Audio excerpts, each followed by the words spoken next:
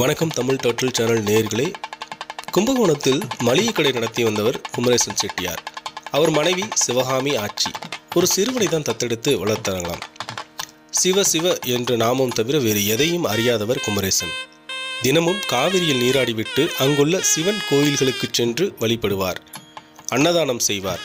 பக்தர்கள் விரும்பும் காய்கறியை சிவகாமி சமைப்பார். வேலையால் யாரும் கிடையாதாம், இவர்களே சமைப்பார்களாம். ஒரு நாள் நல்ல மழை பெய்தது. பக்தர்கள் யாரும் உணவு கேட்டு வரவில்லையாம். குமரேசன் கொடையுடன் மகாமக குளக்கரைக்கு சென்றார். மண்டபத்தில் சாமியார் ஒருவர் தேவாரம் பாடிக்கொண்டிருந்தார்.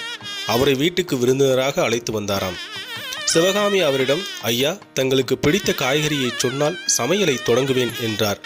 உடனே சாமியார் காய்கறிகள் பயிரிட்டிருந்த இடத்திற்கு சென்றார். அங்கே கீரை வளர்ந்திருந்தது. கீரை தண்டு சாம்பாரும் முளைக்கீரை கூட்டும் போதும் என்றார் சாமியார். குமரேசனும் கீரை பறித்தார். சாமியாரும் உதவிக்கு வந்தார். குமரேசன் பறித்த கீரையையும் சாமியார் பறித்த கீரையையும் தனித்தனியாக சமைத்தாராம் சிவகாமி அம்மையார். சாமியார் பறித்த கீரையை பூஜை அறையில் நெய்வேத்தியம் செய்தார். சாமியாருக்கோ பெருமை பிடிபடவில்லை. தான் பறித்த கீரைக்கு முக்கியத்துவம் தர எண்ணியே இப்படி நடப்பதாக நினைத்து கொண்டாராம். சாப்பிடும்போது சிவகாமியிடம் இது பற்றி கேட்டாராம். அதற்கு, ஐயா, என் கணவர் சிவநாமம் சொல்லிக்கொண்டே பறித்ததால் முளைக்கீரை சிவக்கீரை ஆகிவிட்டது. அதனால் பூஜையில் வைக்க அவசியமில்லை. நீங்கள் மௌனமாக பறித்தீர்கள், அதனால் அதை நெய்வேத்தியம் செய்தேன் என்றாராம்.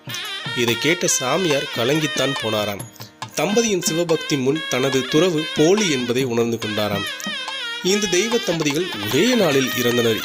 இருவரும் ஒரே நேரத்தில் சிவனடி சேர்ந்தது கண்டு ஊர் மக்கள் அதிசயித்து போனார்களாம்.